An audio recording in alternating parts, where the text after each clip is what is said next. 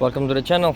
If you own one of those Sonatas or any Hyundais with the 1.6 liter turbo engine like this, and you have a code for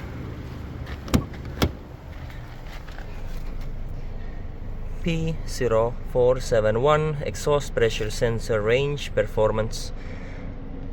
Now we have a check engine light on as well. Then first thing I tried to do, I replaced the sensor itself, which is right here. 2 vacuum hoses running in, 1 connector. Replaced that with the original part. $55 from the dealer is my price, and seems like that's not our issue. After doing some research, I found that problem highly likely is your EGR. So we have a EGR cooler here, we have EGR valve here, and we have necessary gaskets. This one is like a mesh gasket, probably full of carbon, and other gaskets necessary for this job. So let me go ahead and open up the boxes, show you. Here we have EGR valve itself, and here is our EGR cooler. We're gonna get this one replaced because we don't want to do this job twice. It's not probably easy job, first time doing it, but could be that this cooler itself is clogged, could be this flap is not properly working, or that the gasket that goes highly likely between here to avoid getting excessive carbon into this cooler itself to clog it up. This is probably clogged, but let's go step by step. I'll walk you through and see if we can get this code fixed. Here is the parts list for my VIN, cooler, the valve itself, and the gaskets.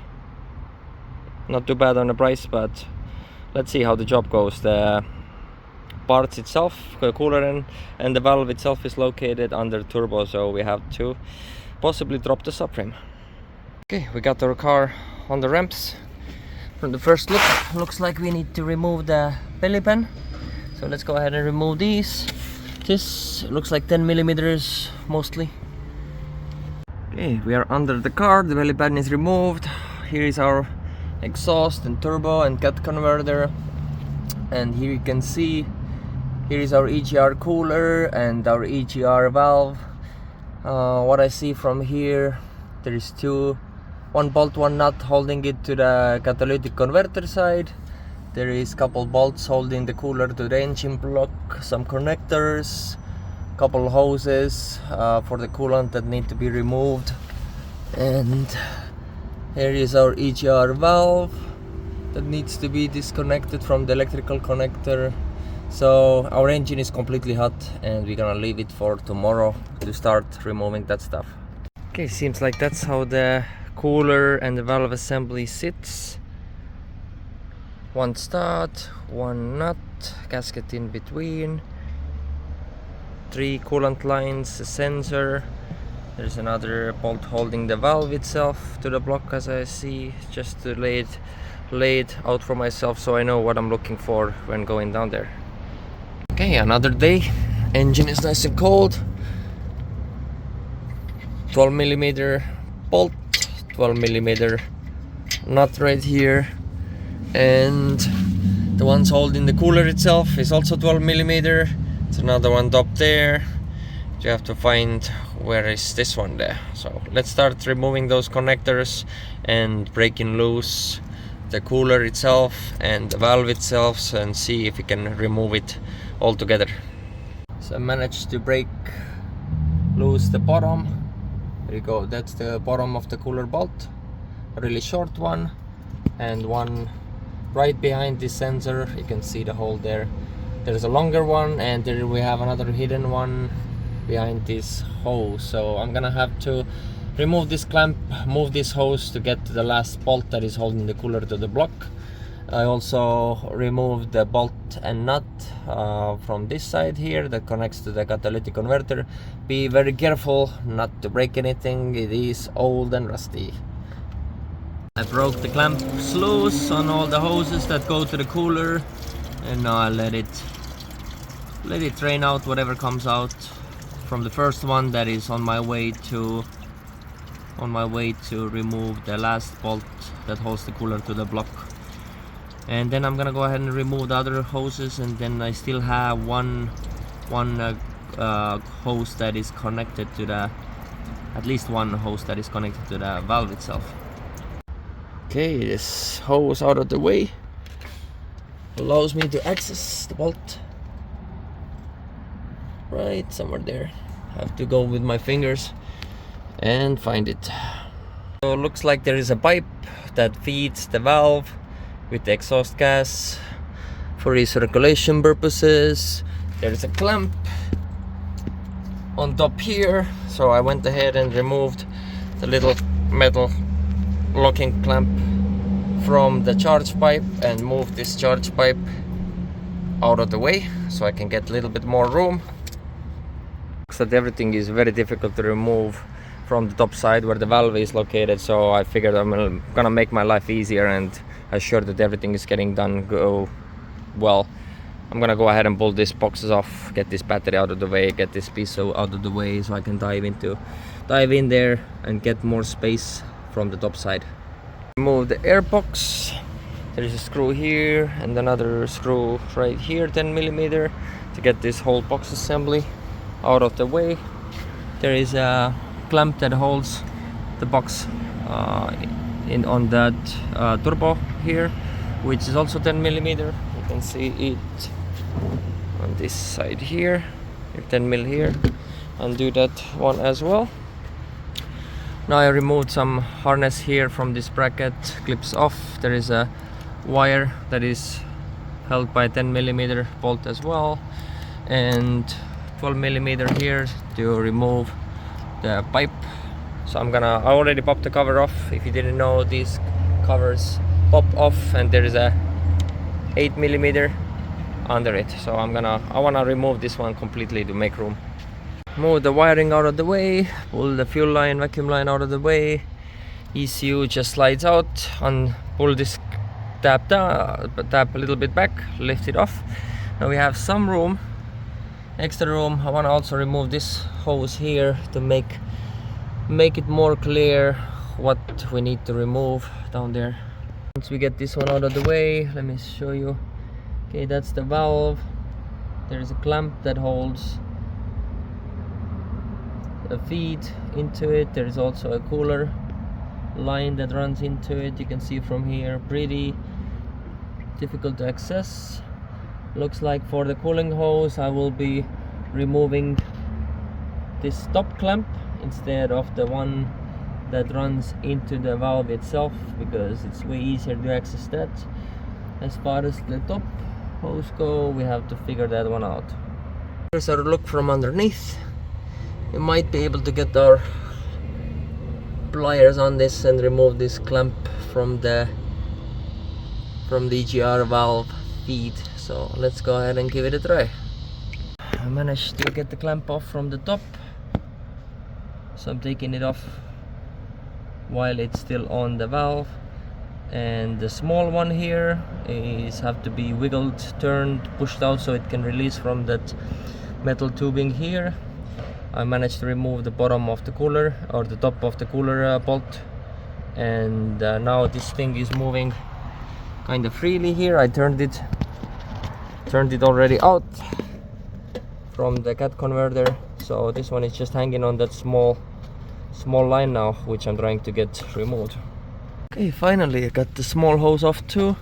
Small hose is our top hose is still attached there. Okay, here we have it. EGR out from this spot there. Very, very unpleasant position. Let me get it out for you to show it. Okay, that's exactly how we're gonna put it back. This one here is our vacuum line. Gotta go ahead and do a visual inspection, make sure that's all good. I didn't break anything, and make sure I position those hoses back exactly as they are. This sensor needs to be transferred over, so let's go ahead and take it apart. here is our new stuff and old stuff. So vacuum line gonna get transferred from there to there.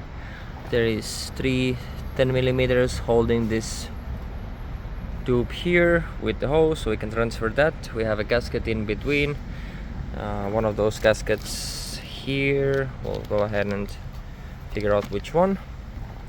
Okay, remove the tubing, 3 long screws which go all the way through.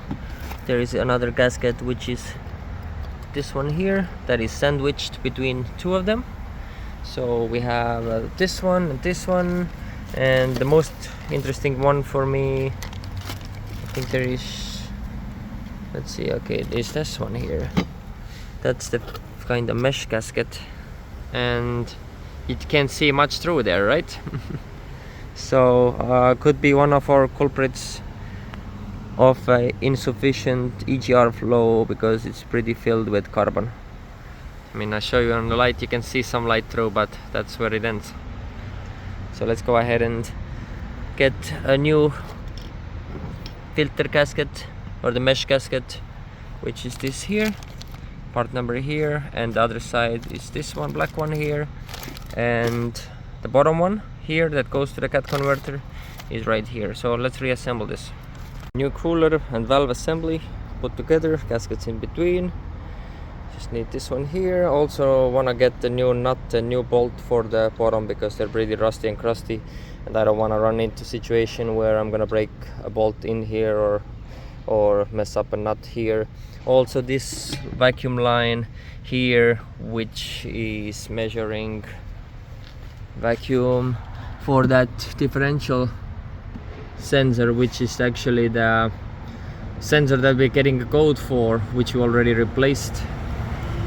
So the bottom line, it runs as a rubber hose to a metal hose, and the metal hose runs down here, and you can see when I'm moving this, it's the one that comes on the top here and connects to the sensor. So I want to go ahead and get this rubber hose here, because I don't want to take chances, install everything, and I already know how difficult it is to access any of this. So I don't want to do the job twice. I'm gonna go to Hyundai dealer and see if they have the bolt and nut for the bottom here, and also the hose for this. Okay, here we have new hose for the differential pressure sensor. Didn't want to use the old one, it seemed like it's cracked after removing it, so I don't want to have another problem. Got the new hose, got the new bolt and nut for the bottom EGR connection here, so let's go ahead and install it in the car now. Here I managed to slide that small new hose back for the differential pressure sensor and clamp it down. Now under the car I've slided it to the position, the whole cooler assembly. I put one bolt in. We can't install this hose until we bolt up the cooler top bolt, because that's gonna be on the way. There is also one up here for the valve itself, another 12mm, that's the long one we need to screw down. So let's go. I have managed to line up all 3 bolts, one up there for the valve itself, one down here, and then the upper one there. I suggest you to get the upper one in first, then line up this, and then line up the third one up there for the valve.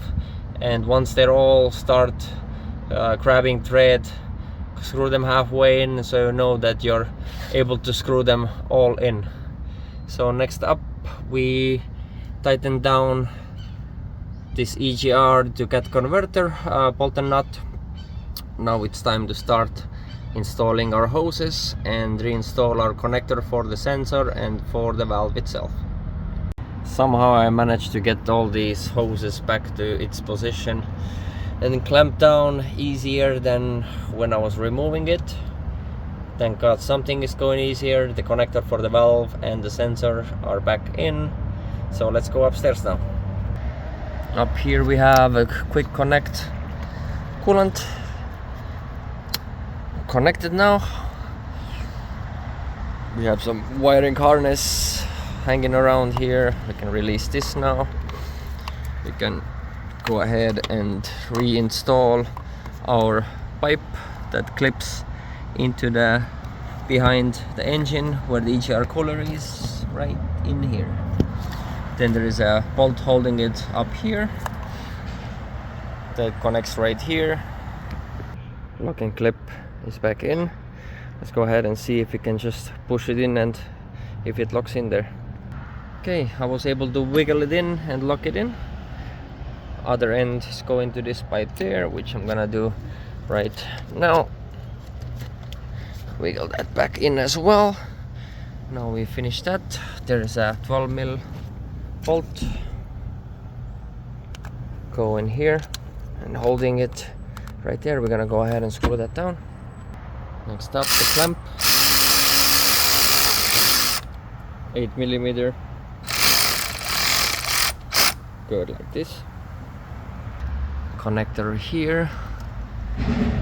Connects down back here.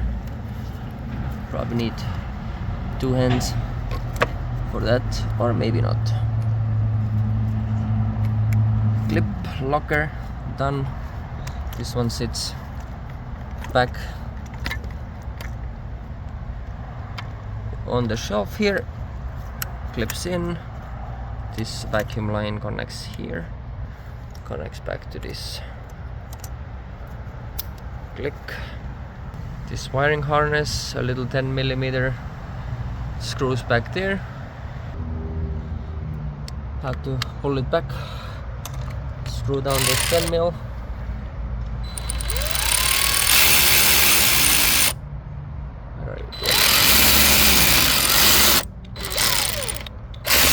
Done. Here's our ECU that simply slides in. There is a screw hole right there as well, but slides in and locks like this. There's a 10mm going there with airbox. ECU connectors going back. Properly seated. Locks in. Same on the other one. There we go. Like this. Time for airbox. Airbox mounted. Time to install 2 screws. Another one here.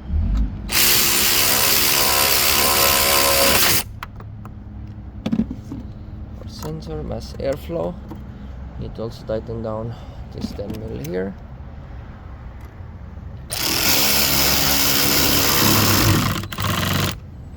Good. Then we have to take a short 10mm and get under there where it connects.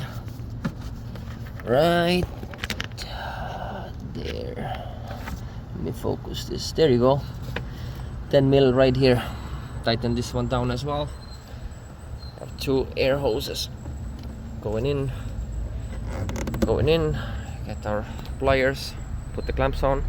And last thing, our air intake. Clicks in right here. Just like this. Everything is reconnected. Time to refill our coolant. Let it circulate. Refill. Vacuum. And the job is done. So make sure to like, subscribe, and hopefully this is some informational video that helps you in case you are doing this job or if you're planning to do it, so you know if you want to do it or not. So thanks for watching. Please like and subscribe.